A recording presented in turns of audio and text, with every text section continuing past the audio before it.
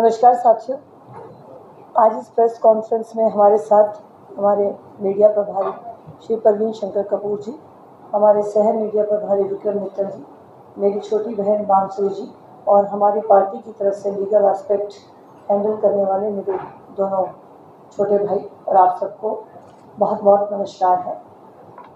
पुरानी आदत है ये आम आदमी पार्टी की, कुछ भी कहना और फिर भाग जाना, लेकिन कहने से पहले सोचने की आदत उन्हें टालनी होगी।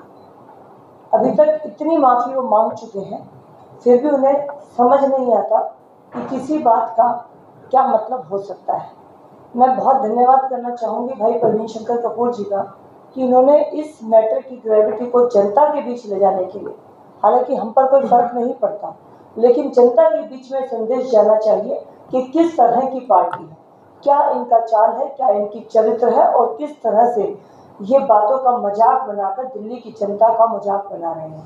तो आदरणीय आज सुप्रीम कोर्ट ने ऑनरेबल कोर्ट ने इनको आज 29 जून के लिए सम्मन किया है और अब जब ये जवाब देंगे तो इन्हें पूरी बात बतानी होगी। हमें हालांकि आज भी ये पता है कि कोई बात नहीं है, लेकिन दिल्ली की जनता भी इस बात को दूध का दूध पानी का पानी होते देखेंगी। तो मैं प्रवीण शंकर कपूर जी का और अपनी लीगल टीम का बहुत धन्यवाद करती हूँ कि उन्होंने इस मैटर को कोर्ट में आज एडमिट कराया है और नेक्स्ट डेट मिली है। और बाकी मेरी आगे की बातचीत के लिए मेरी छोटी बहन बांसुरी सरदार जी अपनी बात रखें।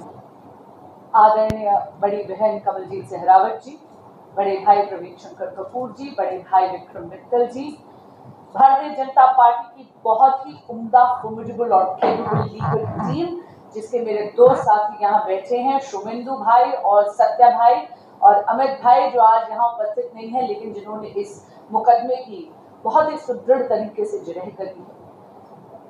आम आदमी पार्टी की एक पुरानी आदत है शूट एंड स्कूट। इनको लगता है ये किसी भी असत्य का सहारा लेंगे और उसके किसी भी प्रकार के कॉन्सिक्वेंसेस नहीं होंगे। कुछ भी मन घड़त जनता को भ्रमित करने के लिए ये कह देंगे और उसके कोई भी तरह के कॉन्सिक्वेंसेस इनको झेलने ही नहीं पड़ेंगे। लेकिन मुझे बहुत खुशी है कि हमारे यशस्वी प्रदेश अध्यक्ष श्री वीरेंद्र सचदेवा जी के बरदस्त से मेरे बड़े भाई प्रवीण शंकर कपूर जी ने ये मुकदमा दायर करा और आज माननीय ACMM राउज एवेन्यू ने माननीय मंत्री आतिशी जी को समन करा है 29 तारीख के लिए। ये ऑर्डर मेरे समक्ष है और इसकी कुछ ऑब्जर्वेशंस मैं आपके समक्ष जरूर रखना चाहूंगा। ये पहली बार नहीं है जब झूठ का सहारा आम आदमी पार्टी ने लिया है। कुछ तारीखें भी आपके समक्ष रखना चाहूंगा। जनवरी 27, 2024 को एक पहला ट्वीट आम आदमी पार्टी के मुखिया दिल्ली के माननीय मुख्यमंत्री अरविंद केजरीवाल जी ने किया था। उसको माननीय मंत्री आतिशी जी ने अपने सोशल मीडिया हैंडल से रिपोस्ट भी करा और पार्टी ने भी किया। उसके संदर्भ में पैराग्राफ नंबर 16 में ऑनरेबल कोर्ट ऑब्जर्व करती है, in the considered view of this court are squarely illustration of defamatory comments and statements. इसका क्या अर्थ है? वो ये कह रही है कि कोर्ट के संज्ञान में जब ये बात आती है तो ये स्क्वेयरली डेफेमेटरी यानी मानहानि का मुकदमा इसमें बनता है। 27 जनवरी को जब उन्होंने ये मानहानि जैसी एक स्टेटमेंट या एक ट्वीट उन्होंने करा, उसके बाद दिल्ली प्रदेश भाजपा ने 30 जनवरी 2024 को ही एक पुलिस कंप्लेंट फाइल करी। मेरे मीडिया के बंधुओं को याद होगा कि जब पुलिस गई थी माननीय मुख्यमंत्री अरविंद केजरीवाल जी का दरवाजा खटखटाने और माननीय मंत्री आतिशी जी का भी दरवाजा खटखटाने, तो दोनों ने पुलिस के साथ कोऑपरेट करने से मना कर दिया था। दिल्ली भाजपा ने चैलेंज करा था कि यदि आप ऑपरेशन लोटस, जो आप इतनी कैलस तरीके से बोलते रहे, नाम दीजिए ना, इसकी जांच होनी चाहिए। लेकिन ना माननीय मुख्यमंत्री अरविंद केजरीवाल जी पुलिस के सामने आए, ना माननीय मंत्री आतिशी जी आए। उसके बाद इन्होंने अनेक प्रेस कॉन्फ्रेंस करी, लेकिन एक बार भी नाम उजागर नहीं करे।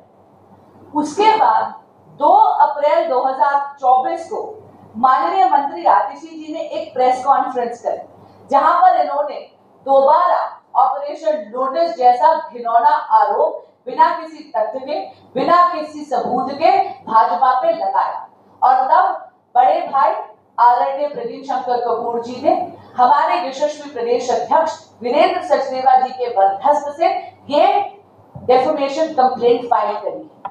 पैराग्राफ करीबन 1 महीने से ये इसकी सुनवाई चल रही थी। 29 अप्रैल को सबसे पहले इसकी सुनवाई हुई थी और लगातार उसके बाद 2-3 डेट्स और हुए थे जब एविडेंस, प्री समनिंग एविडेंस का एक स्टेज होता है, जब हमारे जो गवाह हैं उन्होंने आगे भी अपने बयान दर्ज कराए और उसके बाद फाइनली 1 हफ्ते पहले इसकी सुनवाई हुई थी।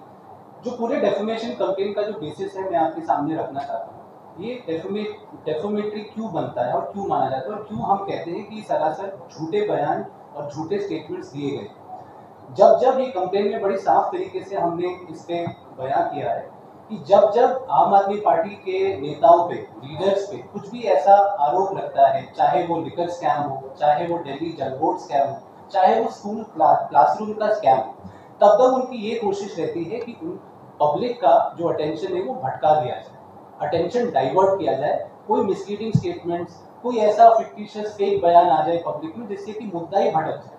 अब भी उन्होंने यही कोशिश करी। अक्टूबर में जब केजरीवाल जी को ईडी के समन्स गए थे, अक्टूबर से जनवरी, उन कुछ महीने में जैसे 5 या 6 समन्स उनको गए थे, उन्होंने उसका कंप्लायंस नहीं किया।